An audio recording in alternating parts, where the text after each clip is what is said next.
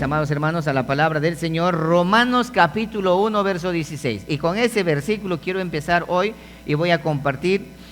Hoy voy a reducir el mensaje de la referencia acerca de la reforma, que le he enseñado en 5 domingos. Hoy lo voy a enseñar en un solo domingo, hoy en esta mañana.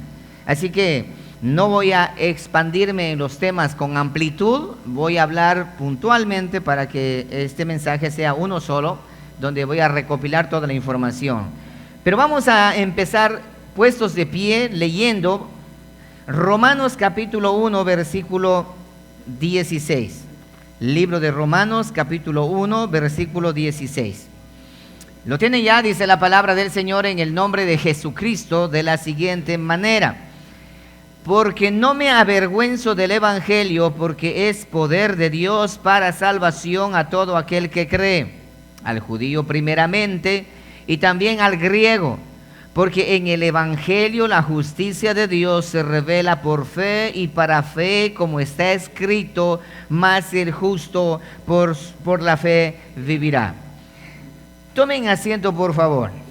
En esta mañana yo quiero compartir con toda la congregación este tema acerca de los 5 pilares fundamentales que sostuvieron a los reformadores durante ese movimiento de la reforma en el año 1517, en medio de una persecución y en medio de una dificultad tenaz y terrible que atravesó la iglesia del Señor y el pueblo de Dios.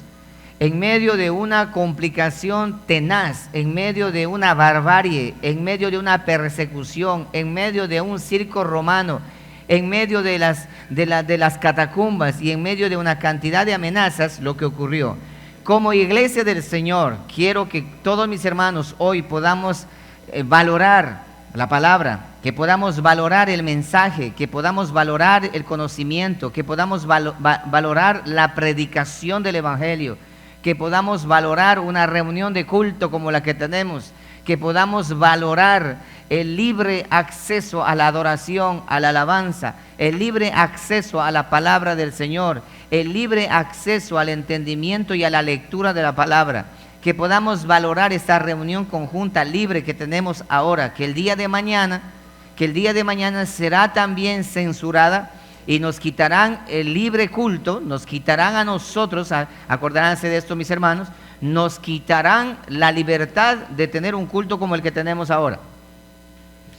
Pronto llegará el momento donde la persecución será frontal a los cristianos evangélicos y a la iglesia evangélica, donde tendremos que tomar la decisión de negarnos a nosotros mismos y buscar lugares donde reunirse en silencio, como si fuera un narcotraficante o como si fuéramos delincuentes comunes. Va a llegar ese momento, porque eso es lo que Jesucristo nos profetizó en el libro de Mateo capítulo 5, mencionando que por su causa nosotros vamos a ser perseguidos y vamos a ser vituperados y vamos a ser hasta muertos por causa de su nombre. Hoy quiero compartir los 5 pilares fundamentales conocidos como los 5 pilares de la reforma, y no porque esto sea... Ahora quiero empezar explicando esto. ¿Por qué se llama la reforma protestante?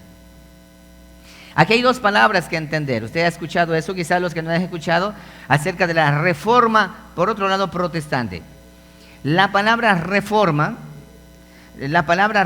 se entiende como simplemente de esta manera: algo que ya estaba dado forma, pero que volvieron a darle forma otra vez. O sea, en otras palabras, ya estaba formado, pero vinieron a destruir y a cambiarle de forma. Eso significa la palabra reforma. Entonces, ¿qué fue lo que hicieron estos hombres de Dios en su tiempo, hace 500 años atrás?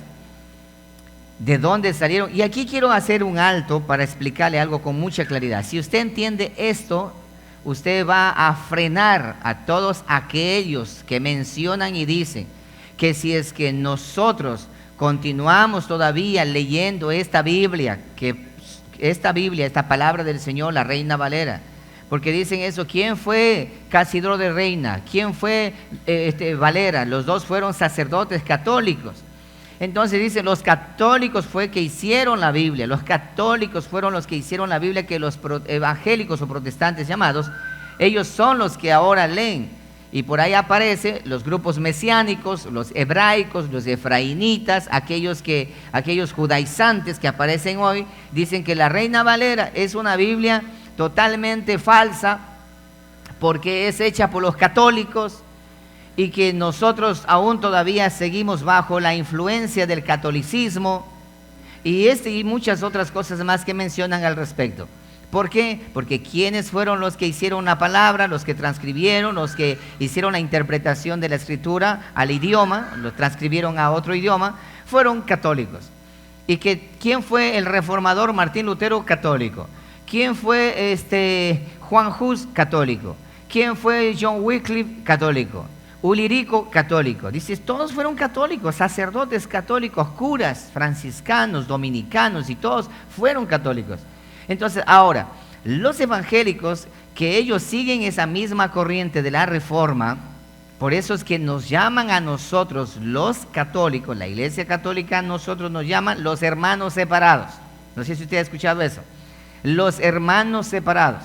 ¿Por qué? Porque hemos sido católicos y nada más que se han separado porque han tenido ciertas diferencias, pero que continúan consumiendo lo mismo. Ahora, no hay que dejar un cabo suelto al explicar que existen iglesias que aún todavía se mantienen ligados a la Iglesia Católica.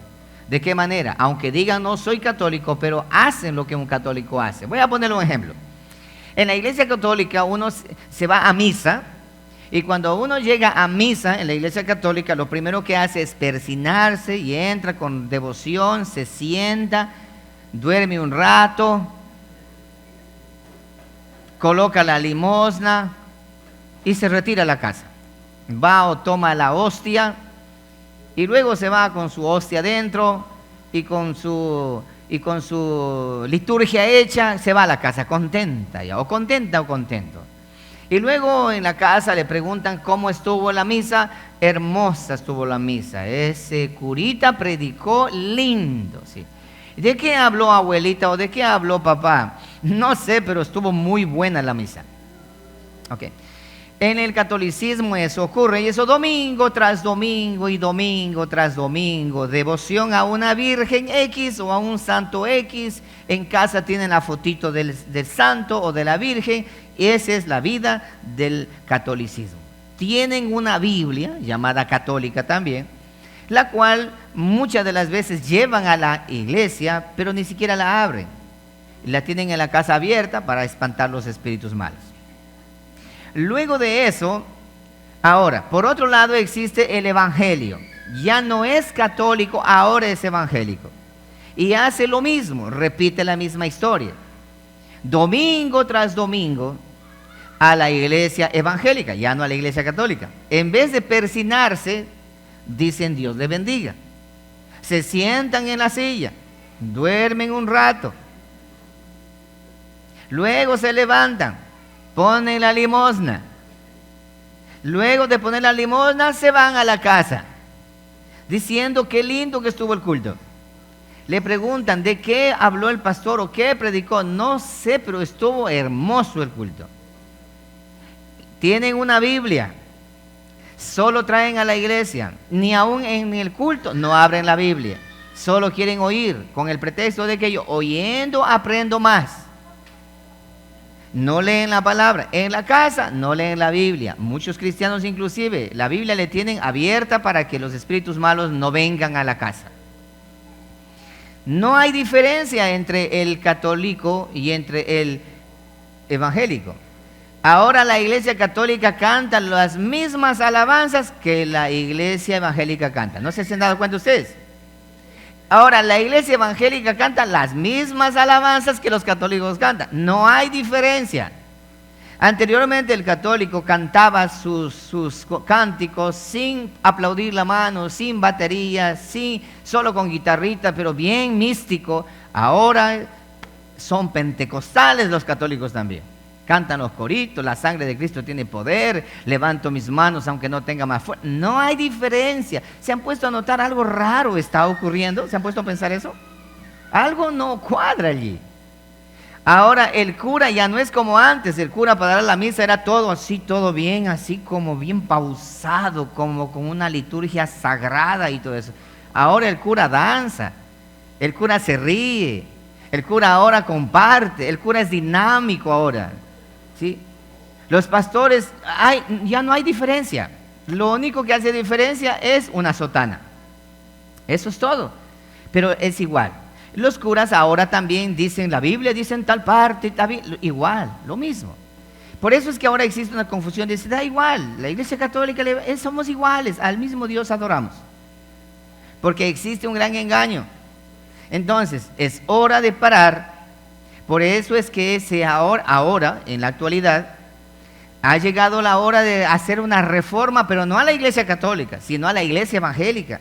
Porque la Iglesia Evangélica se ha dejado arrastrar por el mundo a tal punto que hace igual que la Iglesia Católica. La Iglesia Católica celebra esto, celebra lo otro, celebra aquello. En la Iglesia Evangélica también celebran, también aquello, también lo otro. Un hermano de una iglesia evangélica de allá de Santa Rosa me llamó por teléfono y me preguntó, pastor, mire, en la iglesia nuestra donde estoy asistiendo, me dice, un hermano amigo mío va a bautizar a su hijo y me pidió que sea el compadre. ¿Cómo? Sí, me pidió que sea el compadre. ¿Cuántos años tiene el hijo? Tiene 17 años ya. Digo, pero compadre, dice, lo que pasa es que acá en la iglesia se acostumbran a tomar compadres para el bautizo. Y eso es igual que, y dentro de la iglesia evangélica está pasando fenómenos que uno ni se da ni cuenta siquiera. Date cuenta, buscar compadres o padrino para bautizar, bautismo en agua, el pastor le bautiza en el agua, pero ahí hay un padrino.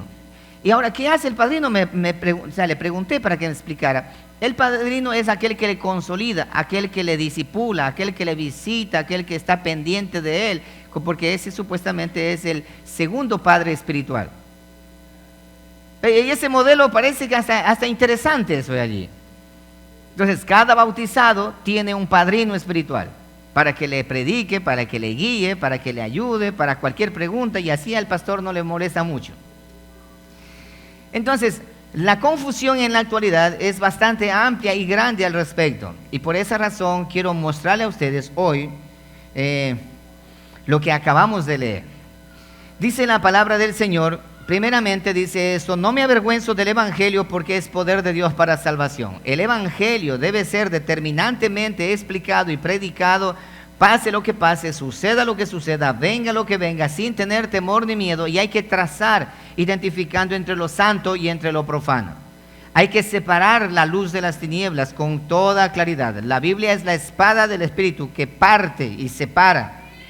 Es la palabra la que tiene que separar de lo santo y lo profano. La iglesia evangélica no debe tener las mismas liturgias o la misma forma o la misma manera de proceder que siempre ha tenido la iglesia católica. Debemos ser completamente distintos y diferentes. Debemos separar totalmente, no debe haber similitud en nada. Por eso es que cada cristiano, cada evangélico, cada hermano cristiano nacido de nuevo, que usted viene a la iglesia, usted tiene que venir con la Biblia en la mano y con un cuadernito y un esfero para apuntar todo, para mirar, observar, escuchar con atención, registrar todo lo que está escuchando del predicador. Y un detalle, no confiarse de lo que el predicador dice, sino usted mismo verificarlo en la palabra.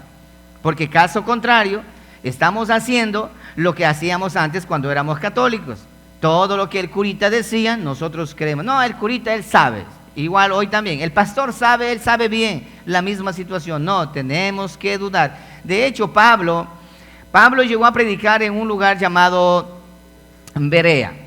Y dice que los cristianos de Berea, ellos se sentaron con la Biblia en la mano y se sentaron a tomar apuntes. Bueno, en ese entonces no había Biblia, pero para que me entiendas, a tomar apuntes todo lo que Pablo decía, para ir luego a consultar en la escritura, en el antiguo pacto que tenían ellos, a ver si es que en realidad lo que Pablo estaba diciendo era real.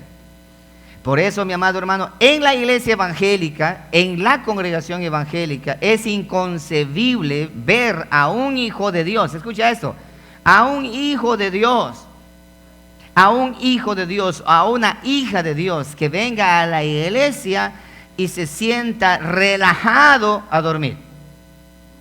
Es inconcebible, no puede. En misa duérmete tranquilo. Vete a la misa y allá duerme tranquilo. O sea, si tú dices, pastor, es que a mí no me dejan dormir tranquilo, vete a la misa. Y la misa empieza a las 5 de la mañana. La misa empieza a las 5 de la mañana, ¿sí? Y luego viene la segunda misa, creo que a las 7, no, si mal no recuerdo. Y luego viene otra misa más adelante. Entonces mejor vete a misa y no vengas acá a la iglesia. Porque acá en la congregación vienen los hijos de Dios que vienen prestos a escuchar el buen consejo de la palabra de Dios.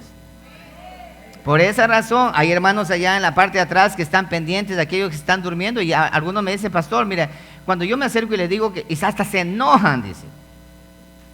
Hasta se molestan cuando se le dice. Entonces, por favor, si usted es católico, vaya a la iglesia católica. Si usted es evangélico, cristiano evangélico y ha venido aquí para aprender la palabra, bienvenido, pero no se duerma, pues.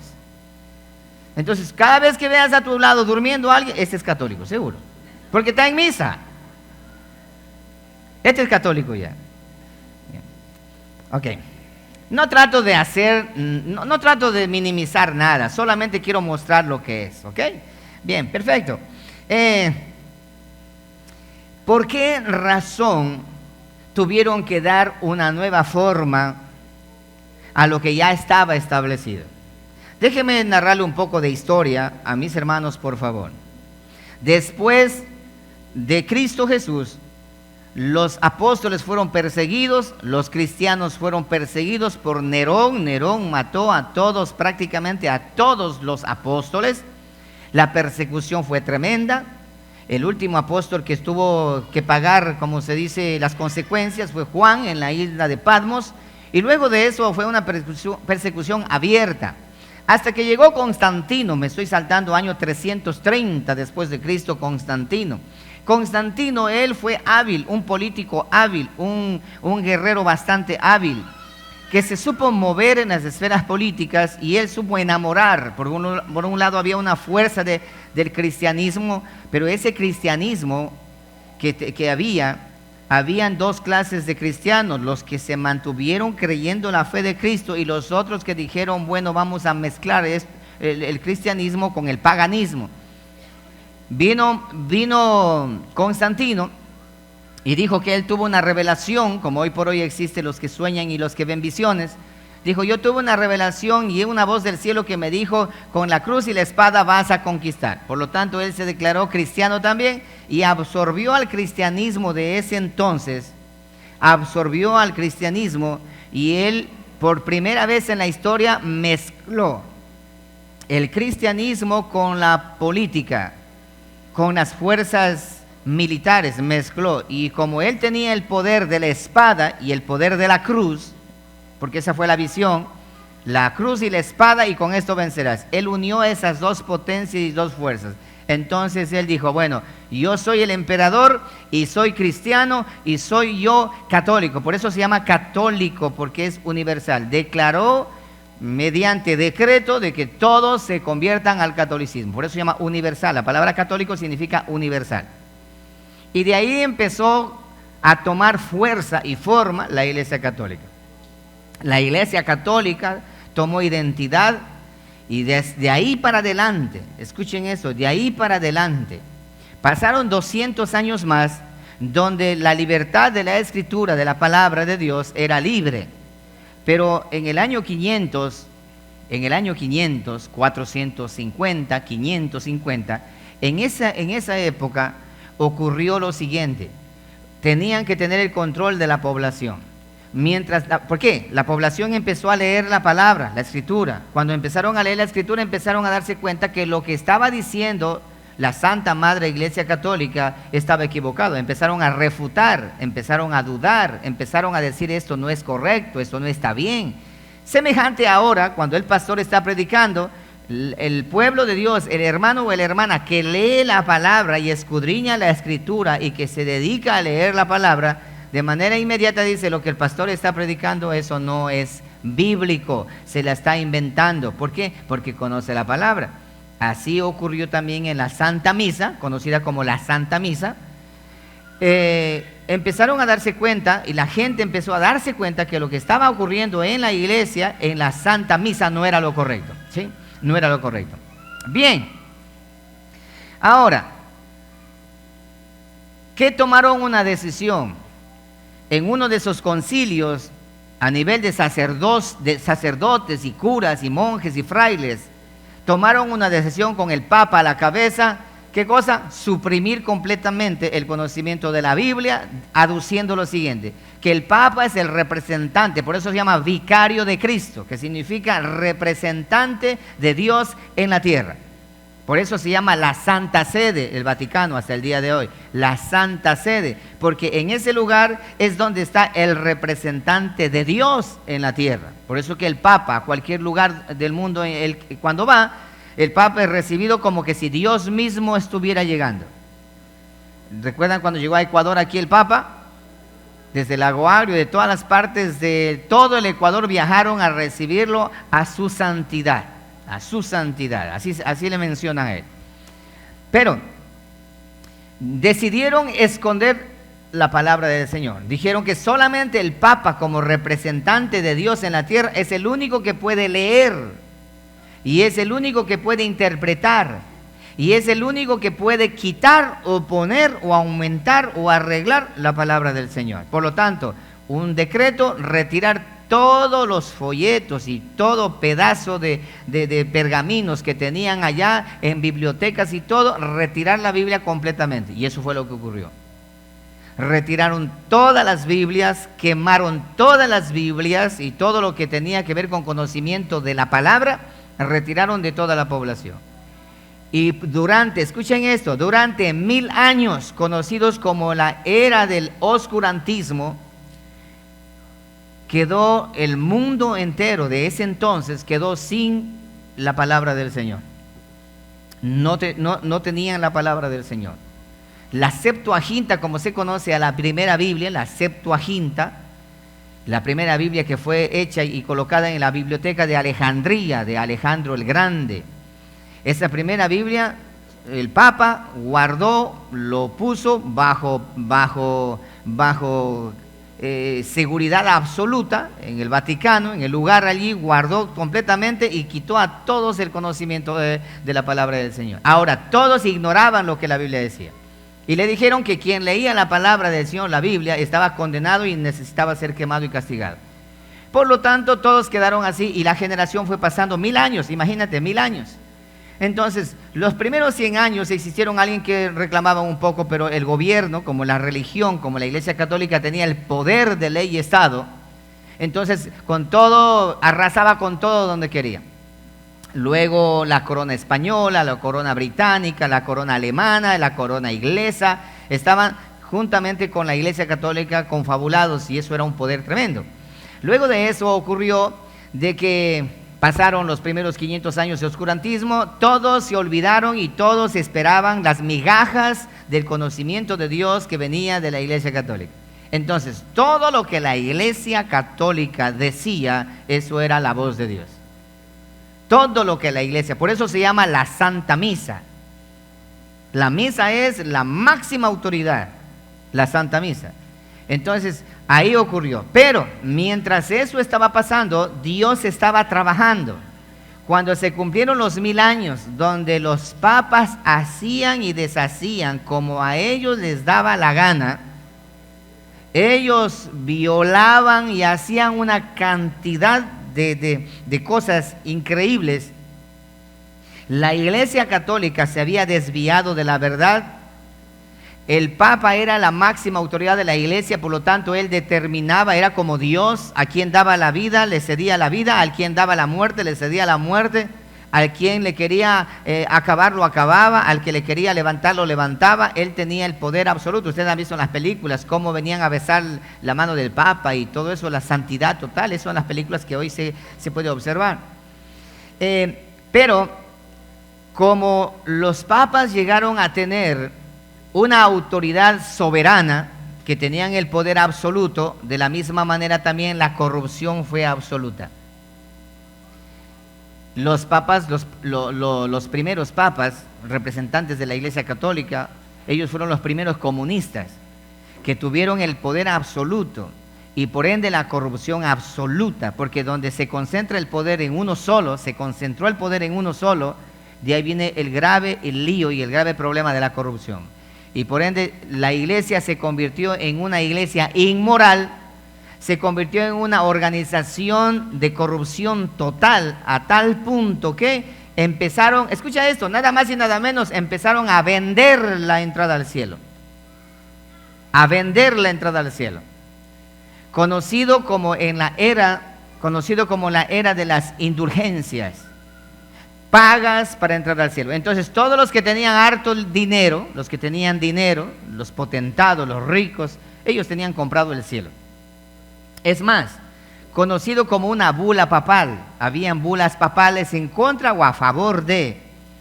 Compraban bulas papales para tener el perdón de Dios. Fíjate esto, yo mañana voy a pecar.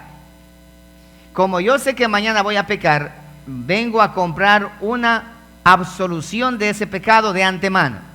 ¿Cuánto me cobra, señor comisario, para pecar el día de mañana? ¿Qué pecado va a hacer? Voy a hacer esto, aquello. Perfecto, le cuesta tanto. Entonces le daban firmado y sellado y él con eso iba y pecaba. La policía venía a atraparlo a él. Ya pagué. Ayer pagué. Ah, bueno, está libre, vaya. Para asesinar, matar a quien le daba la gana. Juan Tesley, conocido como uno de los sacerdotes más sanguinarios y más ávaros y más terribles en cuanto a la corrupción se refiere.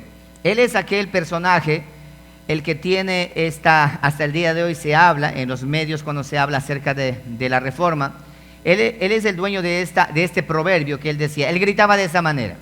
Decía, tan pronto cuando en el cofre la moneda suena por causa de las indulgencias, dice que el pecador sale saltando del infierno sin pena. O sea, apenas paga el familiar por el difunto, y eso es lo que pasa en los días de los difuntos, en la actualidad en los días de difuntos. ¿Cuántos católicos están pagando misa por el muertito que está allí? Pagar una misa para que el muertito allí, porque cada difunto hay chance para que puedan salir para el cielo. Porque de lo contrario están ¿dónde? En el purgatorio. Ahí se encuentran en el purgatorio purgando sus penas y los familiares vivos son los que tienen que pagar para poder irlos sacando de poquito en poquito. O sea, llegó hasta ese extremo de vender la salvación. La salvación se vendía al que le quería, y al que le quería condenar, el Papa lo condenaba. Tú estás, y eso se llamaba la descomulgación. Estás descomulgado significaba al infierno te vas. Y al otro decía, tú vas al cielo, al cielo. El Papa mandaba al cielo o mandaba al infierno, él tenía el poder para hacer eso. Y todo el pueblo y las naciones estaban sumidas frente a esa circunstancia y frente a todo eso allí. ¿Sí me entienden más o menos cómo era? Era una corrupción total. Bien. La Iglesia Católica, por ese lado, por otro lado, espiritualmente, construyeron santos, vírgenes, y la mayoría de las vírgenes que hoy se conocen, recuerden que dije al principio, no voy a profundizar, voy a hablarlo a mano alzada todo. La mayoría de las vírgenes, de la Virgen de Fátima, la Magdalena y todas esas vírgenes antiguas que existen hasta ahora, escuchen esto, les va a quedar sonando a ustedes horrible, pero esa es la realidad. No fueron vírgenes en realidad, vírgenes como se suele decir que sean vírgenes que hayan hecho algo bueno, fueron amantes de los papas. Y los papas traían a los pintores para que pintaran a esas vírgenes y las arreglaban bonito, así como ahora existe el Photoshop, los pintores le arreglaban y le colocaban, y los papas hacían que le veneren a la gente. Esta es la Virgen Julana, para que veneren. Y hasta el día de hoy siguen venerando amantes de los papas de la historia. Y los que no me creen, revisen ustedes la historia. Yo sé que les va a sonar bastante grosero, pero esa es la verdad. Bien. Adicional a eso, la Iglesia Católica empezaron supuestamente, arqueológicamente, empezaron a buscar los huesos de Pedro, por ejemplo, Y hasta el día de hoy dicen que la Basílica de San Pedro está construida sobre la tumba de Pedro. Porque supuestamente Cristo dijo, sobre esta roca, hablando a Pedro, construiré mi iglesia. Y ellos colocaron los huesos de Pedro debajo de la construcción y sobre eso está construida la iglesia. Por eso ellos dicen que ellos son la iglesia que Cristo fundó. Pero todo eso manipulación, ¿cómo? Escondiendo la escritura, pudieron manipular a todas sus conciencias. Y por eso que ahora, escucha, el católico nace católico. Y él dice, yo soy católico por tradición. No soy católico por convicción, sino soy católico por tradición. Porque mi papá, mi tatarabuelo, todos católicos, y como yo nací católico y yo católico, voy a morir. ¿No es cierto que sí?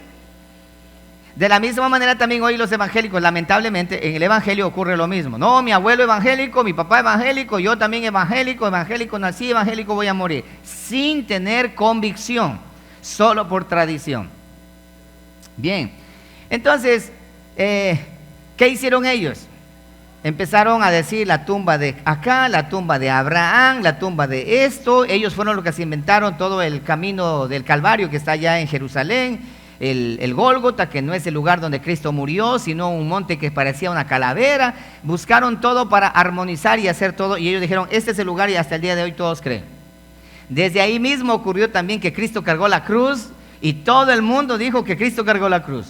Pero la Escritura dice al contrario. ¿Se acuerdan que ustedes ya compartí con eso con ustedes? Todo eso ya allí. Bien. Pero el problema más grande que se armó fue el tema del purgatorio. Se inventaron el purgatorio para asustar a los familiares vivos. ¿Están escuchándome? Para asustar a los familiares vivos, porque una persona que queda viva, cuando ya muere su familiar, ¿qué es lo que esa persona viva quiere hacer? Todo lo que sea para poder traerlo a la vida otra vez. Todo, entrega todo lo que sea. Entonces ellos dijeron, aquí está el negocio redondo, vamos a inventarnos el purgatorio.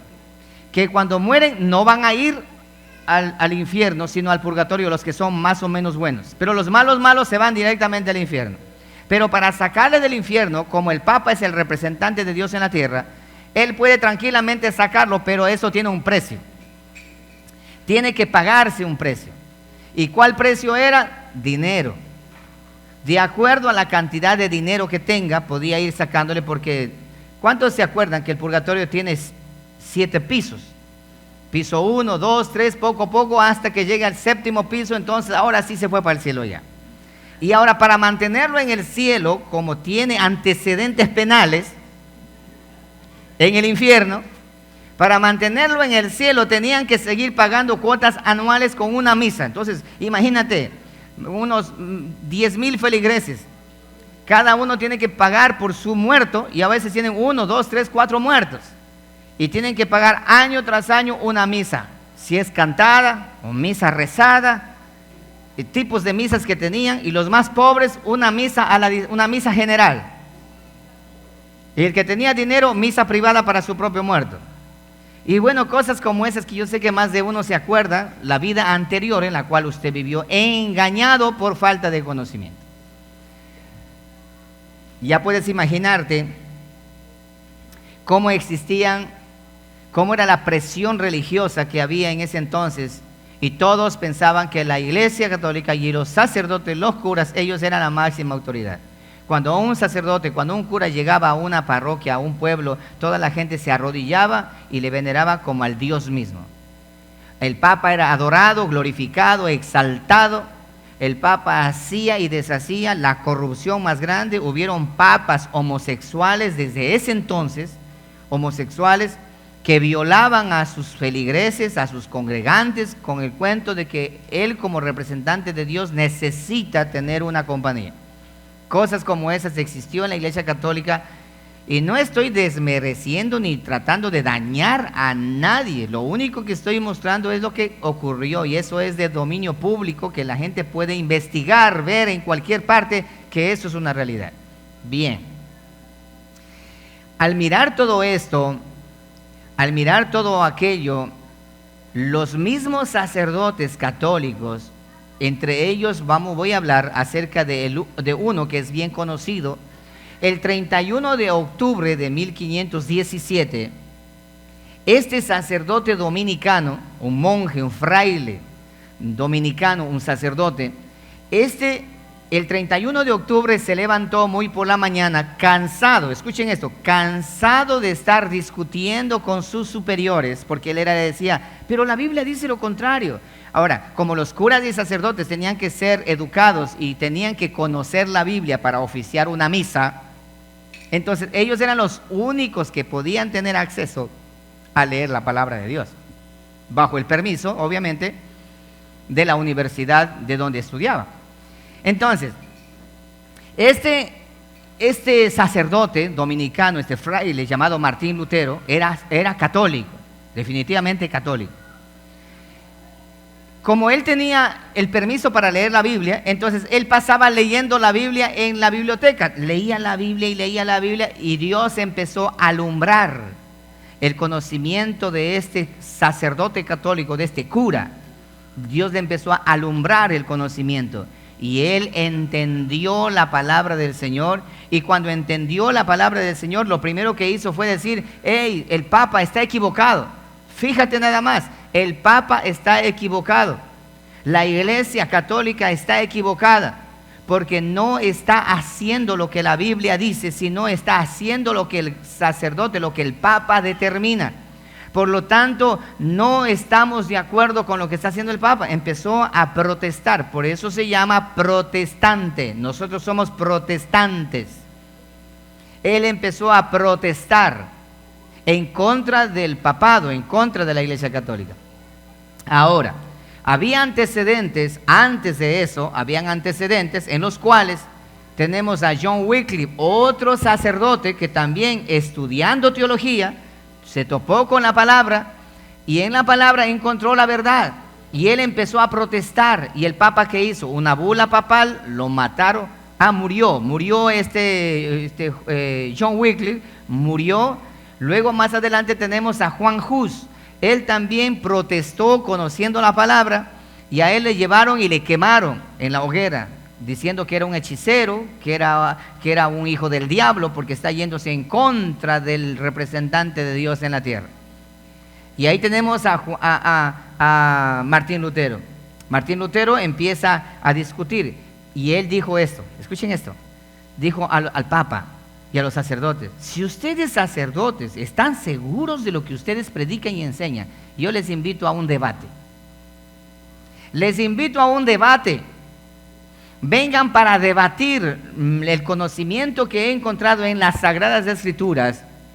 Vengan y vamos a debatir. Y ustedes con todo el dogma y doctrina que el Papa y la Iglesia Católica ha determinado. Ustedes están equivocados, están jugando con Dios y están rebelándose contra Dios. Vamos a un debate. Y no quisieron debatir con él. Y al ver que no quieren debatir con él, entonces, ¿qué hace Martín Lutero? Martín Lutero escribe una tesis, y eso se conoce como las 95 tesis de Martín Lutero.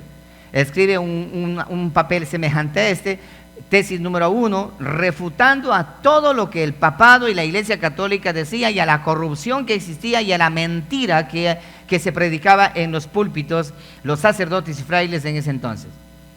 Escribe eso, y un 31 de octubre de 1517, muy por la madrugada, él se levanta por la madrugada y va a clavar en la puerta de la iglesia, una iglesia que era súper que famosísima, la iglesia de Wittenberg, clava las 95 tesis en todas las puertas de la iglesia. Ahí van todas las tesis clavadas allí.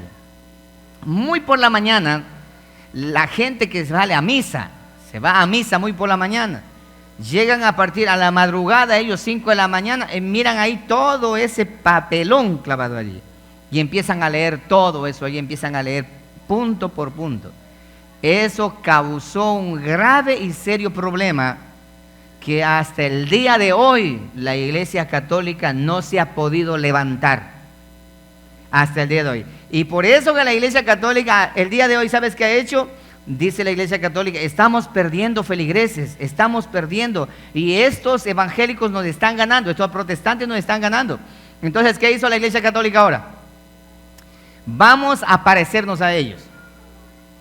Ahí apareció el movimiento carismático, Juan 23, los niños de Dios, bueno, etcétera. Algunos movimientos que son afines a la Iglesia Católica, que cantan coritos, que se bautizan, que hablan en lenguas, que ministran, que se caen, que saltan, que decretan. Bueno, hacen igual, por eso es que ahora no hay mucha diferencia. Entonces el hermanito, ¿qué hace? El cristiano dice, bueno, es lo mismo, es igual. La Iglesia Católica empezó a camuflarse para ahora no perder feligreses. Y por eso es que en las iglesias católicas casi es semejante la liturgia a la iglesia evangélica. O la iglesia evangélica es semejante a la iglesia católica, que también es otra situación que hablar. Así fue como ocurrió. Entonces, le he contado a breves rasgos, no profundizando todo, porque esto es bastante amplio. Y es ahí donde Martín Lutero, y luego de eso el Papa le persigue a Martín Lutero para acabar. Pero Martín Lutero estaba ya, Dios había determinado que el conocimiento de la palabra del Señor salga a la luz y podamos cada uno de nosotros tener una Biblia en casa. Por eso se llama la Reforma Protestante. Ocurrió un 31 de octubre del año 1517. Ya han pasado 500 años ya, y mientras el mundo celebra Halloween, la noche de brujas o la noche de Satanás y sus demonios, el cristianismo en el mundo entero debería pensar y decir, el diablo festeja su gloria y nosotros podemos decir, festejamos que la lámpara que es la palabra del Señor salió a la luz en ese día, el 31 de octubre. La lámpara que estaba escondida salió a la luz y hasta el día de hoy no han podido ocultarla ni podrán hacerlo, porque esa lámpara ya alumbra en nosotros, porque Jesucristo dijo, ustedes son la lámpara. Cada uno de nosotros somos la luz, la lámpara, cada uno de nosotros. Ok. Eso pasó el 31 de octubre. Cosa que el 2 de noviembre, el 1 y el 2 de noviembre, todos estaban esperanzados en el culto a los muertos. Porque recuerda que 31, a la mañana del primero, todos los que vinieron a la misa de los muertos, de los santos difuntos, se encontraron con las 95 tesis diciendo que la Iglesia Católica es mentirosa, que no hay que adorar a santos, que no hay que rezar a los muertos, que no hay que hacer esto, que no hay purgatorio, que no hay... Todo eso de allí. Y la gente se quedó despavorida totalmente y había una discusión total. Así que esa misa fue la primera misa en donde hubo confusión. Y luego el 2 de noviembre ya todo el mundo asustado. Bueno, los muertos, ¿qué se hacen? A la hora de la verdad, ¿están vivos o no están vivos? ¿Hay purgatorio o no hay purgatorio? Empezó la Reforma Protestante.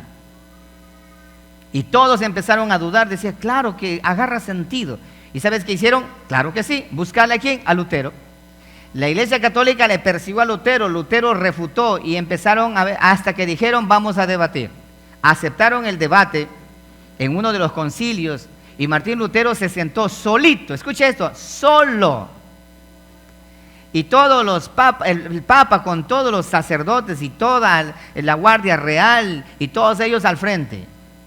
Y le dijeron, retráctate, porque lo que él había escrito, ¿sí? En ese entonces no habían celulares para sacar fotos, pero eso, las 95 tesis de Martín Lutero, juntamente en ese entonces, la imprenta por primera vez salió. Se inventaron la imprenta por primera vez y esas 95 tesis de Lutero pasaron las fronteras por todas partes. Todo ese mundo conocido conoció la mentira que la Iglesia Católica había engañado durante tanto tiempo. Les dijeron que se retractara a Martín Lutero, caso contrario lo iban a matar. Y Martín Lutero dijo, yo estoy preso de mi conciencia está presa a la palabra de Dios. Yo no me voy a retractar por nada, lo que he dicho es una verdad, la palabra. Si ustedes quieren refutar, refútenme con la palabra. Y los papas y todos ellos no pudieron refutar con la escritura y así ocurrió. Y Martín Lutero logró causar una revolución que hasta el día de hoy nosotros tenemos esa misma revolución. Entonces, ¿cuáles fueron los puntos de todas las 95 tesis? 5 puntos importantes de todo. Déjeme explicarle, por favor, en estos 40 minutos que tengo, 30 minutos que tengo, lo voy a hacer bien fácil y bien sencillo. 5 puntos. Dijo esto, Martín Lutero dijo, nosotros aquellos frailes, sacerdotes. Ahora, quiero aclarar esto, de que eran curas. Martín Lutero era un cura católico, sí, pero Dios despertó en él la gracia, el conocimiento de Dios vino y Dios lo transformó y le hizo nacer de nuevo, y de modo que si alguno está en Cristo es una nueva criatura. Dejó de ser un cura católico para convertirse en un predicador de la palabra del Señor. Así fue lo que ocurrió.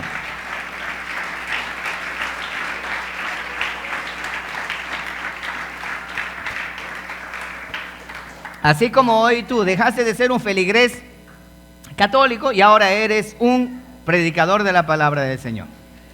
Bien, eso fue lo que ocurrió en ese entonces. Y bueno, a Martín Lutero intentaron matarlo, para que los que se quedaron con la curiosidad, intentaron matarlo. Y Dios nunca permitió que lo mataran. Él murió de una enfermedad, murió en su casa, junto a su esposa, a sus hijos. Él era un sacerdote que guardaba la ley del celibato, no se casaba. Cuando conoció la verdad, se casó con la primera monja que encontró. ¿Sí? La monja estaba allí, una monja que también Dios despertó en ella el conocimiento de la verdad y dijo, me han engañado. Entonces Martín Lutero le dijo, ¿quieres ser mi esposa? Y Marta se llama la monja.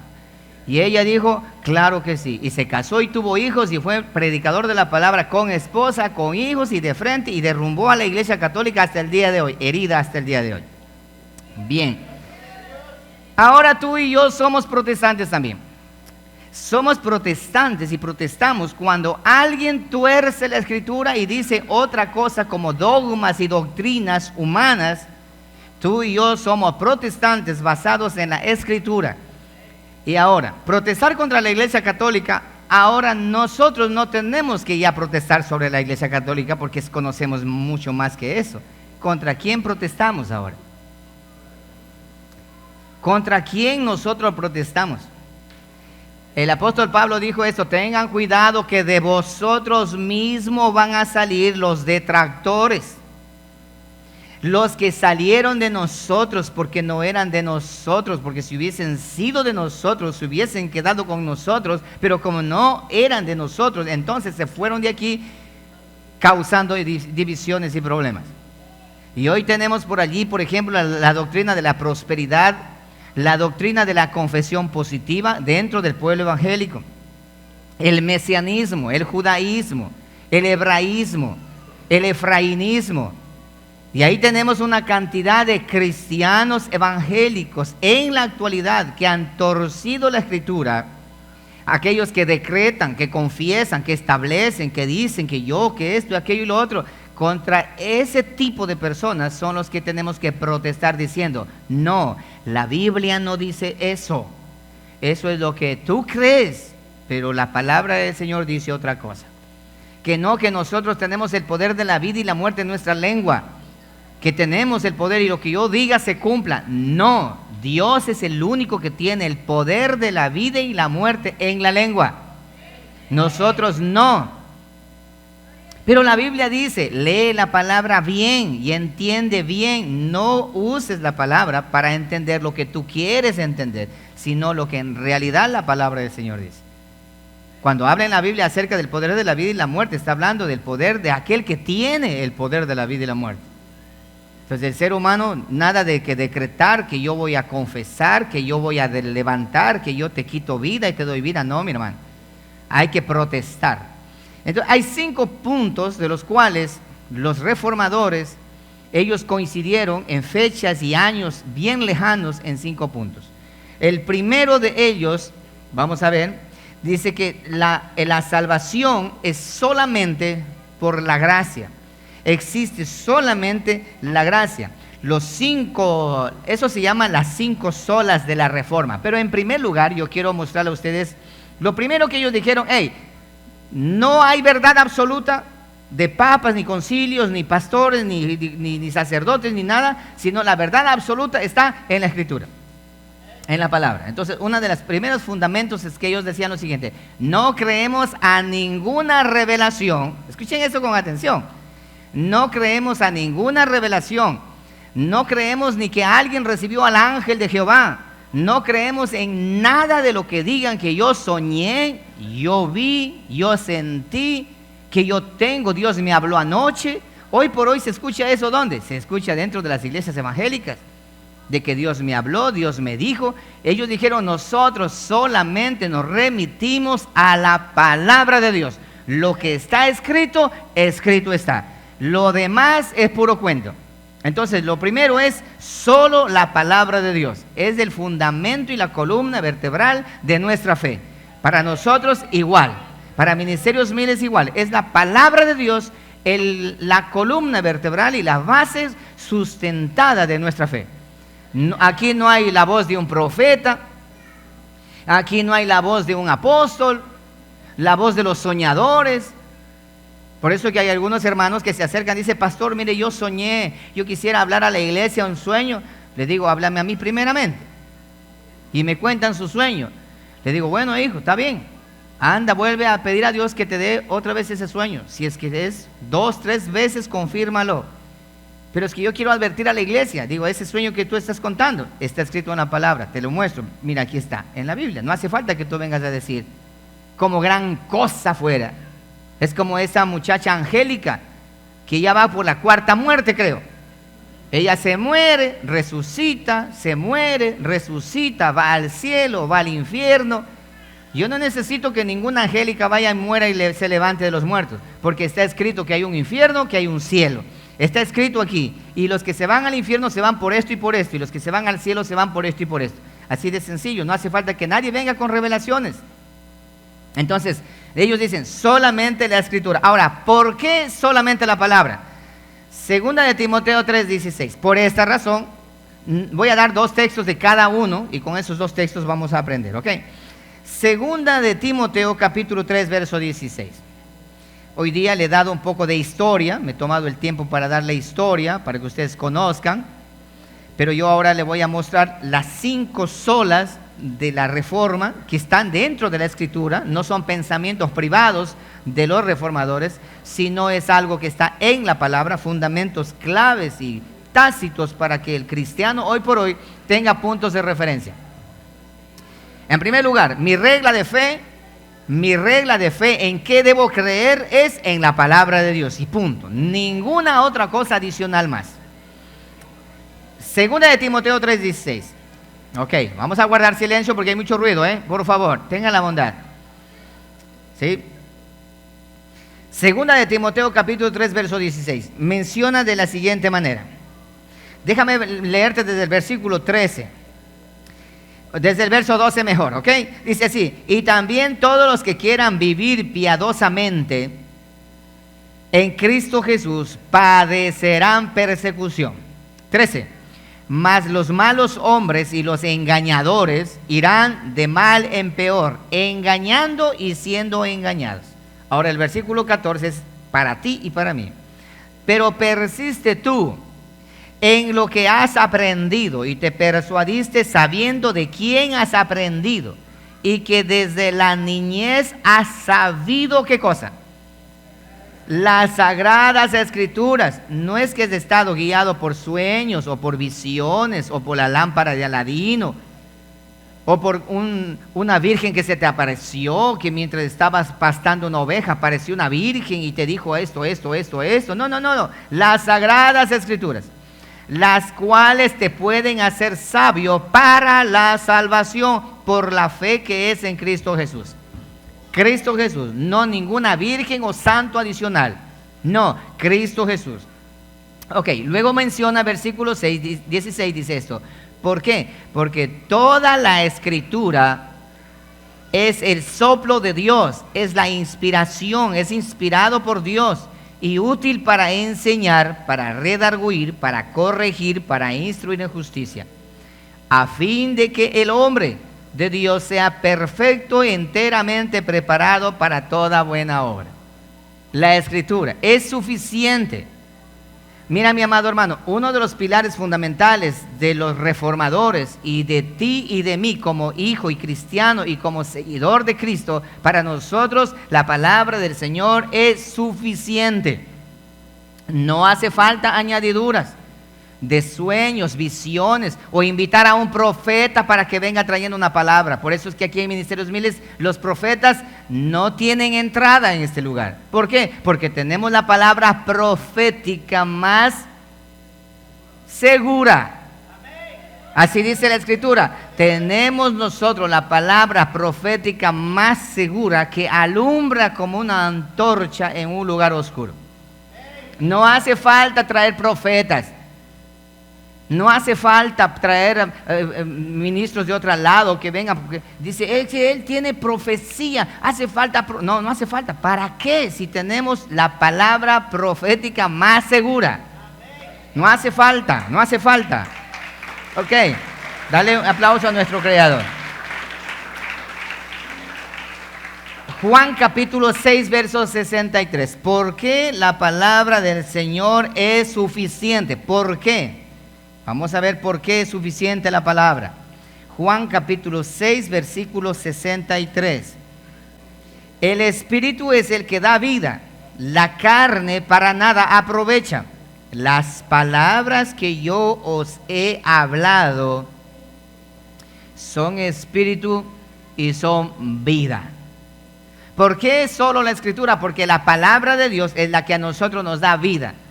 Y la palabra de un ser humano que soñó, que vio, que tuvo un encuentro místico con un ángel o con una ángela, ese tipo de encuentros queda sobrando para aquellos que tenemos una palabra profética completamente segura. ¿Tú crees que Dios le faltó? Porque hoy dice que los profetas vienen a dar lo que a Dios le ha faltado de dar. Entonces Dios es un Dios incompetente, el Dios que esos profetas predican. Porque el Dios de la Escritura, Él entregó un antiguo pacto, un nuevo pacto.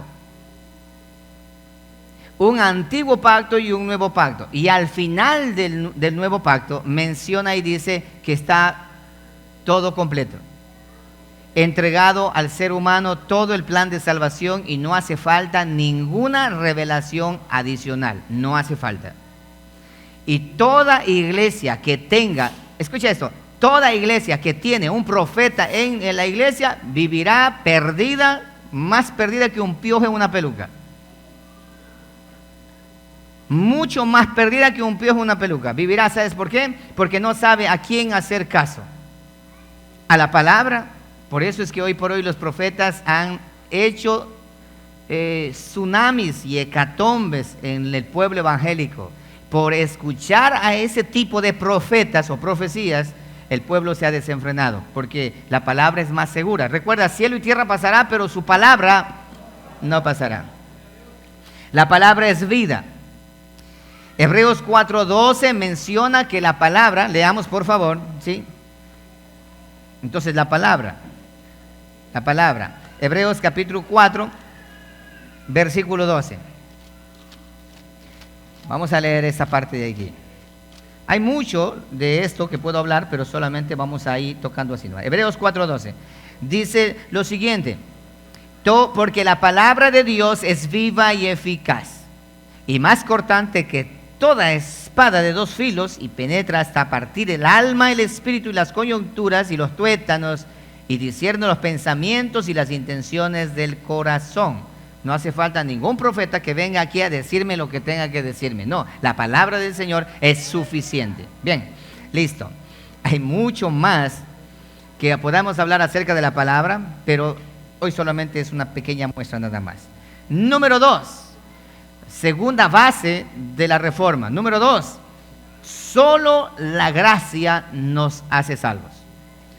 ¿Por qué razón solo la palabra? Porque el Papa decía que sí, la Biblia también, pero el Papa, él añade, él quita, él dice, él hace, él tiene la autoridad para hacer y deshacer, para dictaminar leyes, para dictaminar órdenes que Dios da. Si Dios da una orden, él puede cambiar. Así es como funcionaba antes. Los reformadores dicen que solamente la palabra es una norma de conducta. Ahora, la salvación. La salvación era que el Papa la tenía en la mano. A quien quería salvar, salvaba, y al que no quería, lo condenaba. Y el que estaba ya en el infierno, él lo sacaba a punta de rezos y de dinero, y lo sacaba y le mandaba al cielo. Y al que estaba en el cielo, si los familiares no hacían misa en agradecimiento, lo bajaba al infierno. O sea, el Papa hacía lo que le daba la gana, hasta chistoso, pero ahora es chistoso, ¿sabes por qué? Porque tú conoces la palabra, la verdad de la Escritura. Pero anteriormente eso era terrible, temor, miedo absoluto. Entonces, el segundo pilar es salvo por gracia. La gracia de Dios es el favor de Dios para salvación de los seres humanos. Uno de los textos muy importantes para esto está en el libro de Efesios capítulo 2, versículo 8. Vayan al libro de Efesios capítulo 2, versículo 8. ¿Se acuerdan ustedes que había para confesarse los pecados? El confesatorio. Y cada feligrés tenía que ir a confesar los pecados. ¿Y qué hacía el cura? Yo te absuelvo de tus pecados, ve a rezarte 3 Ave Marías, 4 Padres Nuestros, tráeme un pollo asado y ya tu pecado está perdonado. Y los papas y los curas eran los que perdonaban los pecados. Entonces, los reformadores refutaron tal cosa y solamente somos salvos por gracia. Mira lo que dice allí, versículo 8, porque por gracia sois salvos, no por favor del cura, ni sacerdotes, ni monjas, ni ninguna cosa parecida. Por gracia sois salvos, por medio de la fe. Y esto no de vosotros, no depende de vosotros. Esto es un don de Dios. La palabra don significa regalo de Dios. Este es un regalo de Dios, no por pagar por obras para que nadie se gloríe. Entonces, la palabra del Señor, tanto al rico como al pobre, le coloca en un mismo lugar. El rico decía, mira, es chistoso, aquí hay una historia que déjame contar, se me vino a la cabeza ahora. Juan Tesley, este monje abusivo en todo sentido, él decía que tienen que sacar, y vea, yo le vengo a vender, ¿quieres pecar mañana o pasado mañana o en 15 días vas a pecar? ¿Vas a hacer algo? ¿Tienes planeado pecar? Paga con anticipación, que tu pecado con anticipación ya está borrado. Entonces, uno que estaba escuchando dijo, eso, mire, y yo por ejemplo, dice, yo quiero hacer una maldad de aquí a 3 días. ¿Puedo pagar?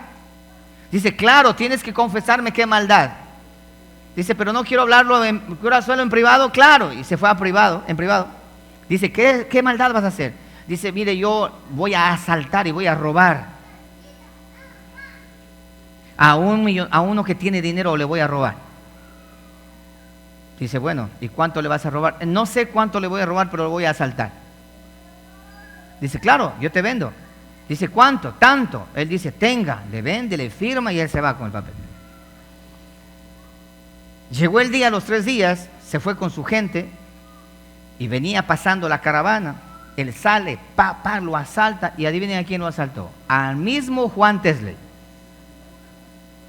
Le quitó todita el dinero de las indulgencias, le quitó todo, le robó todo.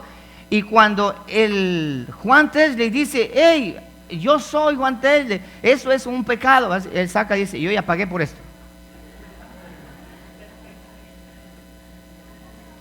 Aquí está, yo ya pagué por eso. Y usted mismo me vendió, así que ya este pecado no se cuenta. Se llevó el dinero.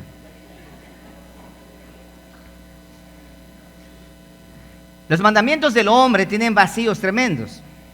Entonces, solamente salvo por gracia. No pueden pagar nada. Y hoy tenemos algo semejante. Déjame hablarte de esto. Hoy tenemos también las indulgencias, conocidas como diezmos o como pactos. ¿Están acá? ¿Han escuchado en las iglesias el pastor decir, tienes que pactar con Dios? Y lo pone medio sexy. Pacta con Dios. Si tú das bastante, Dios te da bastante también. Si tú pactas con Dios, bueno, esa es otra mentira. El hombre no puede pactar con Dios. Nunca en la Biblia existe de que el ser humano puede pactar con Dios. Si te enseñaron eso, te mintieron y te engañaron. No hay en la Escritura que el ser humano puede hacer un pacto con Dios. Lo que sí hay en la palabra es que Dios hace un pacto con el ser humano, eso sí. Pero que el ser humano haga un pacto con Dios, eso no existe en la palabra. Yo sé que tú estás diciendo, pero yo lo leí en la Biblia. Anda y lee de nuevo. Y lee bien. Y vas a darte cuenta que te engañaron.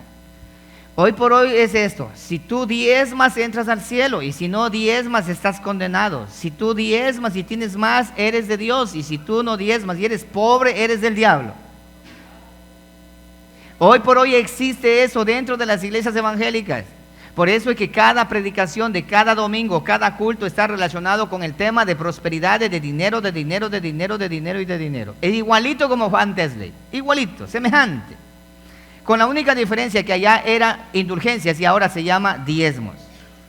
Y ahora se llama diezmos y se llama dinero y se llama dinero y se llama dinero. Otra cosa es que el dinero es muy interesante, importante entender en cuanto a la iglesia evangélica se refiere. El dinero que tú manejas como un buen mayordomo, de dar con alegría, porque tú estás consciente de que la iglesia necesita cubrir sus gastos, eso está dentro de la responsabilidad de cada congregante. Es como que tú vas a comer y sales de ahí diciendo gracias, Dios le pague y te vas sin pagar. En la iglesia igual, de la misma manera, existen gastos de los cuales tú tienes que venir y ofrendar, dar con un corazón sincero, mas no a punta de pistola. Si no das, te condenas, y tú tienes que dar, y si no das, estás ya condenado. Entonces, hoy por hoy existe igual, las indulgencias semejante, y la salvación está basado en cuanto al dinero. Esta muchacha Angélica dice esto, que ella se fue al infierno y se encontró con un pastor y le preguntó, pastor, ¿por qué está acá en el infierno? Y él dice que le ha dicho, estoy acá porque me robé los diezmos de la iglesia. Y otro hermanito le encontró, ¿y por qué estás acá? Porque no diezmé. Imagínate, llevan a un punto de que si no diezmas, el infierno te espera. Pero qué tan equivocados. Recuerda, mi amado hermano, la madre de todos los errores es el alejarse de sola escritura, de escuchar lo que otros mencionan y dicen. Pero bueno, eso es otra historia. Solo salvos por gracia. ¿Qué decía la Iglesia Católica? Que para la salvación el hombre tenía que ganarse el favor de Dios, haciendo los sacramentos, las penitencias, participar en los rituales y en todo ese tipo de cosas. Y adicional a eso, pues estar de acuerdo con todo lo que los sacerdotes y curas mencionaron. Pero ¿qué dice la palabra? Que Dios salva al mundo por gracia, no porque nadie haya hecho nada. ¿Qué hiciste tú para salvarte? Nada. ¿Qué haces tú para mantenerte salvo? Nada. Dios hizo por ti. ¿No me creen? Por favor. Ahí dice esto, es que Dios me salvó a mí porque a mí me ama tanto, me amo. Eso es otro engaño más, que Dios te ama tanto que te anda siguiendo detrás de ti y anda llorando por ti, diciendo, por favor, acéptame, quiero entrar en tu corazón, abre la puerta. Y tú como novia fea, diciendo, no quiero, haciéndote de rogar. Pero déjame decirte, mi amado hermano, Dios ama a su Hijo Jesucristo y se ama a sí mismo. Y por amor a sí mismo, dice la palabra, que nos salvó a todos nosotros. Si no me crees, lee Isaías 48:11. Vete a Isaías 48:11. Por amor de mi nombre diferiré mi ira y para alabanza mía la reprimiré, para no destruirte. He aquí te he purificado y no como a plata te he escogido en el horno de aflicción. Versículo 11. Por mí, por amor de mí mismo lo haré, para que no sea amancillado mi nombre y mi honra no la daré a otro, mucho menos al Papa de Roma. ¿Entiendes eso? Entonces la salvación es porque Dios se ama a sí mismo y por amor de sí mismo decide salvar a unos y a otros no decide salvar, porque Él es el dueño de la salvación. Ese es otro punto que también tenemos que entender, pero no lo voy a explicar ahora por razón del tiempo. Entonces tenemos ahora la gracia. Y luego decían, sí, somos salvos por gracia, pero hay que hacer algo a cambio. Y esto hasta el día de hoy en las iglesias evangélicas aún todavía se enseña por falta de conocimiento, que para ser salvo o para tener la salvación, el individuo tiene que pagar algo a cambio para ser salvo. ¿Sí? ¿Están entendiéndome? ¿Están escuchándome? Ok, vamos a ayudar a mantener el silencio porque está en directo, está grabando todo y va a salir todo. Por favor, padres de familia, ayuden a mantener el orden allí. Bien. Y ustedes, padres de familia, pues no den el mal ejemplo. Ok. Entonces, salvos por gracia. Ese era el segundo pilar. Primero, la palabra sola. No creo a nada más, solamente la palabra. A mí no me vengan a predicar cosas de que tú soñaste o que tú viste o que tú sentiste. Eso queda sobrando aquí. A mí háblame de la palabra del Señor. Si me hablas de la palabra, bienvenido. Pero si me vienes a hablar que aunque yo tengo una palabra que Dios me dio a mí, que mientras estaba durmiendo me levanté, eso, vete a otro lado. Porque aquí nosotros solamente consumimos la palabra de Dios. Chao. Sí, chao. Y que yo soy salvo solamente por gracia y que yo no he hecho nada para salvarme. Nada, absolutamente nada. Un muerto no puede hacer nada. Dice que tú y yo estamos muertos en delitos y pecados y un muerto no hace nada para salvarse. Es la gracia de Dios la que nos salva a nosotros. Entonces, por lo tanto, no hay cura, ni sacerdote, ni nada que hace o que haga. Es Dios el que hace todo. Bien. En tercer lugar, el siguiente pilar es solo por fe. Solo por fe y no por obras. La Iglesia Católica dice que hay que hacer penitencias, que tiene que hacer esto, que tiene que hacer lo otro. No, solamente por fe somos salvos. Los reformadores dijeron, no hay salvación con carga, sino hay salvación por fe. Porque Cristo Jesús murió en la cruz del Calvario y dijo, yo vengo a morir por vosotros y vengo a salvarle a vosotros. Todo aquel que regresa a ver a la cruz será salvo sin necesidad de que haga algo a cambio. Yo lo hago todo. Por esa razón que nosotros somos justos por la justicia nuestra, no, sino por la justicia de otro. Somos nosotros salvados y redimidos por la redención de otro. Otro pagó el precio por nosotros. Y no podemos golpearnos el pecho y decir que nosotros somos. Solo es por fe. Hechos capítulo 16, versículo 30. Vamos a leer solamente este verso nada más. Porque ustedes de fe ya la mayoría conocen. Hechos capítulo 16, versículo 30 menciona de esta manera. Aquí tenemos al carcelero de Filipo diciendo, ¿qué debo hacer para ser salvo? Y sacándolos les dijo, señores, ¿qué debo hacer para ser salvo? Preguntó. Y la respuesta es de la siguiente manera. Ellos dijeron, cree en el Señor Jesucristo y serás salvo tú y tu casa. Punto. Cree en el Señor Jesucristo y serás salvo tú y tu casa. Romanos capítulo 5, versículo 1 menciona de la siguiente manera. Justificados pues por la fe, tenemos paz para con Dios, por medio de nuestro Señor Jesucristo. Entonces, los reformadores dijeron, es más, otra cosa, la salvación no es por pagar las indulgencias o porque para que salga del purgatorio, no. Aquí la salvación es por gracia y por fe. Y tanto la gracia y la fe no está en nuestras manos, sino está en las manos de nuestro Dios. Así es como funciona esto. Bueno, el versículo que empezamos leyendo dice, no me avergüenzo del Evangelio porque es poder de Dios para salvación, por eso el justo por su fe vivirá. Porque el Evangelio es por fe y para fe, como está escrito, el justo por su fe vivirá. Ese es el tercer pilar. Primero es la palabra sola, luego la gracia y luego la fe. Cuarto, la salvación. Cuarto, la Iglesia Católica decía que Santo Tomás, San Aquino, San Agustino, San Quintín, San Cudo, cuántos santos que la Iglesia se inventó, la Virgen de Fátima, Virgen de la Subida, Virgen de la Bajada, Virgen María, Virgen, bueno, una cantidad de vírgenes que se inventaron para ser salvos. Los reformadores dijeron, no, ha sido un error y una mentira. Nosotros hemos conocido la verdad y la verdad nos ha hecho libres. Solamente hay salvación en uno solo, aquel a quien Dios le dio un nombre que está sobre todo nombre. ¿Cómo se llama? Jesucristo nuestro Señor y Salvador. Entonces no hay salvación en nada más, no hay otro nombre dado a los hombres en la tierra en quien podamos ser salvos, sino en Jesucristo. Cuarto pilar fundamental, solo Cristo, solo Él. No es que la mamita virgen le va a ayudar. ¿Qué mamita virgen ni qué nada? Ella también fue salva por ese Salvador. ¿Sí? Y no es que no, que los evangélicos no le odian a la Virgen María y no le quieren a la Virgen María. Nosotros los evangélicos somos los que más le honramos a la Virgen María. Los que más le honramos. Porque cada mujer cristiana evangélica trata de ser como la Virgen María. Pero en cambio los católicos son los que más pisotean ese nombre.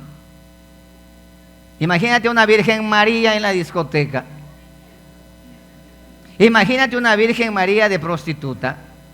Imagínate una Virgen María en chismes, en cuentos y esto y aquello. Imagínate una Virgen María y haciendo esto, haciendo lo otro. ¿Te das cuenta?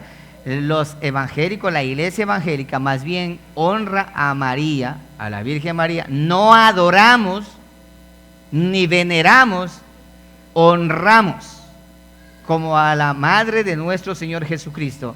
¿Y cómo lo hacemos? Nuestras mujeres y nuestras hijas tratan de ser honestas en su vestimenta, en su manera de proceder y de ser. Y de pasito, ya cayó. Ok, solo Cristo, solamente Cristo, solamente Él, solamente Él. Ahora, un verso para eso, Juan capítulo 14, verso 6. Jesús le respondió y le dijo: yo soy el camino, yo soy la verdad y yo soy la vida, y nadie viene al Padre si no es por Jesucristo, si no es por mí. Nada que a mí me va a ayudar San Gregorio, que hay entre todos haciendo aquí Jesús, María y José, vamos a ayudarle. No, solo Cristo es el que nos salva a nosotros, punto. Eso dijeron los reformadores. Se acabó la Virgen María, la Virgen Guadalupana, se acabó la Virgen Julana, la Virgen de acá. No, se terminó todo. Nadie puede llevar al cielo, al Padre, sino solamente Cristo. Él es el camino que nos conduce a la eternidad. Se acabó el resto. Ok. Entonces, solo Cristo, solo Él sea la gloria. Por ahí tenemos nosotros el libro de Juan, capítulo 2, verso 5. Tenemos a la madre de Cristo Jesús, por si acaso, como para dejarle más claro. Cuando Jesucristo, el primer milagro que hizo, transformar el agua en vino. Y ahí tenemos a María la Virgen, la madre. Y de hecho, cuando digo Virgen María, estoy hablando antes de que Cristo naciera. Porque cuando Cristo nació ya, dejó de ser virgen. Eso es otra de las cosas que necesitamos tener bien claro. La Virgen María fue virgen hasta cuando Cristo nació. Cuando Cristo nació, dejó de ser virgen. María tuvo más hijos. La Biblia lo corrobora, aunque el padre Toro, o ese padre o cura Toro, manipulando las escrituras y manipulando la historia, dice que no tuvo más hijos, que era hijo de otros. Pero María tuvo más hijos. María tuvo más hijos. A José tuvo relaciones sexuales con María después de que Cristo nació y tuvo más hijos, una familia normal. Una familia normal. Ok. Cualquier momento voy a explicar esto más detalladamente, pero entonces, mira, María, ya no siendo virgen, en las bodas de Canaán, le dice: mi hijo, mira, se acabó el vino, ¿puedes hacer algo? Y Cristo dice: pero todavía no ha llegado mi hora. Hijo, por favor, está bien, mamá, se vaya. Y María menciona estas palabras a los que estaban allí: vengan acá, hagan todo lo que Él diga. Si María hubiese sido la poderosa, como hoy por hoy quieren hacer notar, pero cada vez va mermando todo eso, ¿ya? Si hubiese sido ella la poderosa, ¿qué hubiese dicho? Tranquilo, mijo, no te preocupes, yo hago el agua en vino. No, María dijo esto: hagan todo lo que Él diga. ¿A quién? Cristo. Eso es lo que hacemos nosotros. Los católicos no hacen caso a María. Si los católicos hicieran caso a María, hicieran todo lo que Cristo dice, pero no, ellos son al revés, pero cada loco con su tema. María nos aconsejó a nosotros diciendo: ustedes hagan todo lo que Él diga. ¿Cuál Él? Cristo Jesús. Ahí está, capítulo 2 del libro de Juan, versículo 5. Ella dijo a los que estaban sirviendo: hagan todo lo que Él les diga. Esta es la orden de María. Bien. Solo Cristo, solo Él. ¿Por qué razón solo Cristo? Porque Él dijo: yo soy la luz del mundo, yo soy el pan de vida, yo soy la puerta, yo soy el camino, yo soy. Cristo Jesús, no hay otro más. Bien. Y por último, ¿cuál era el número 1? Solamente la palabra de Dios, ninguna otra revelación más. Por eso que en ministerios miles los profetas pasan de largo. Porque aquí no hay engaño, porque aquí todos están despiertos, porque todos tenemos una antorcha en la mano y no me vengan con linternitas aquí a querernos alumbrar. Cuando existe ignorancia en un pueblo ignorante, en una iglesia ignorante, ignorante no es mala palabra, sino que ignoran, no leen la palabra. Ahí sí los profetas llegan y ahí sí, pero ellos hablan profecía y la gente asustada. Dice, venga, deme una palabra a mí, por favor. Ahí, pero donde hay ignorancia, donde un pueblo está despierto con la antorcha en la mano, por más que vengan con las fosforeras a tratar de alumbrar, no pasa absolutamente nada. La palabra. Número 2. Solo la gracia. Nada de que indulgencias o curas o no. Solo la gracia. Número 3. Solo la fe. Y número 4. Solo Cristo. Y número 5. Solo a Dios sea la gloria. ¿Te das cuenta? Solo a Dios sea la gloria.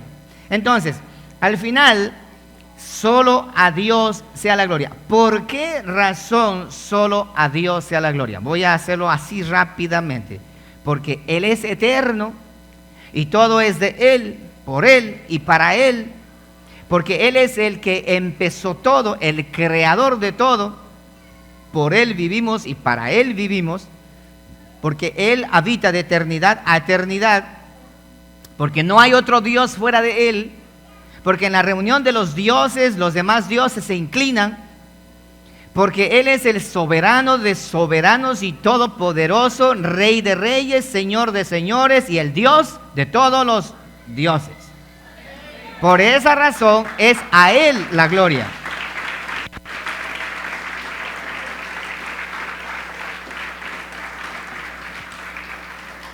Primera de Timoteo capítulo 1 verso 17, nada más un verso.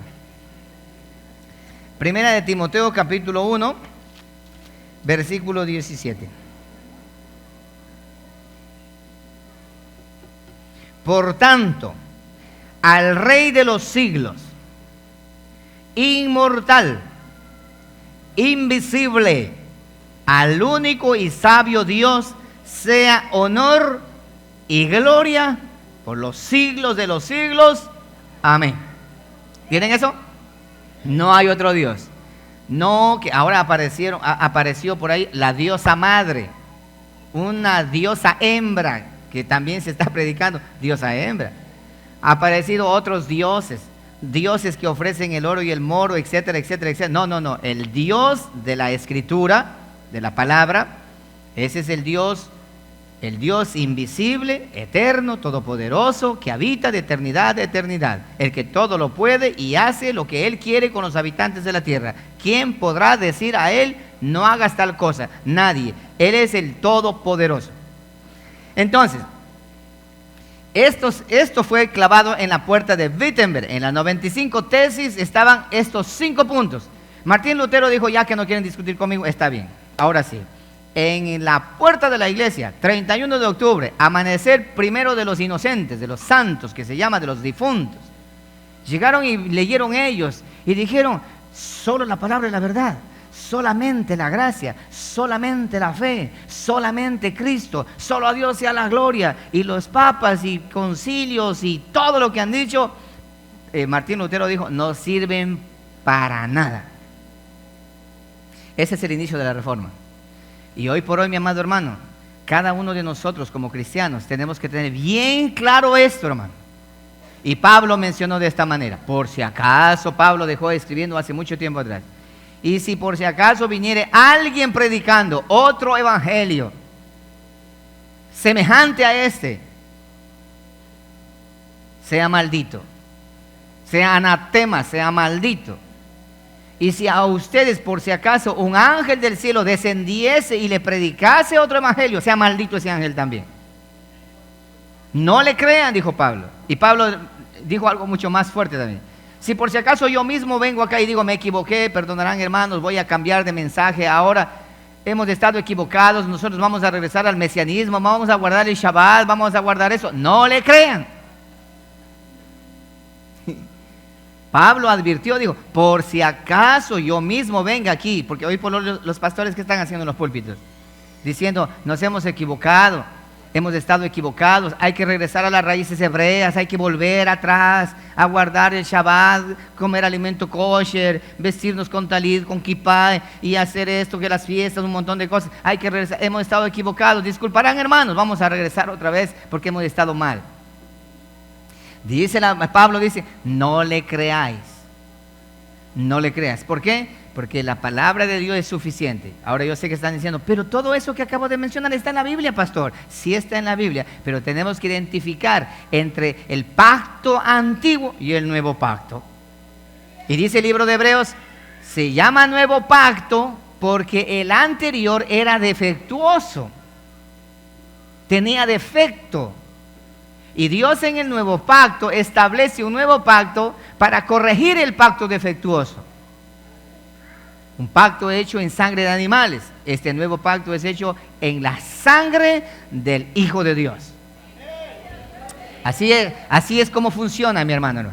Ok, entonces, 31 de octubre, mientras el mundo entero celebra a su demonio, a su diablo, a su chamuco, y mientras iglesias evangélicas también lo hacen por ignorancia de sus pastores, la iglesia del Señor debería recordar, escucha esto, recordar, mas no adorar a Martín Lutero, a los reformadores, no señores, sino recordar que un día como hoy, 31 de octubre, ocurrió este desenlace donde solo la palabra de Dios, solo la gracia, solo la fe, solo Cristo y solo a Dios sea la gloria, salió y irrumpió en el silencio y derrumbó el Vaticano, derrumbó la Iglesia Católica y acabó con los 1000 años de oscurantismo, y hasta el día de hoy nosotros promulgamos ese conocimiento de la palabra del Señor. Y no vamos a desistir de levantar la antorcha que es la palabra del Señor,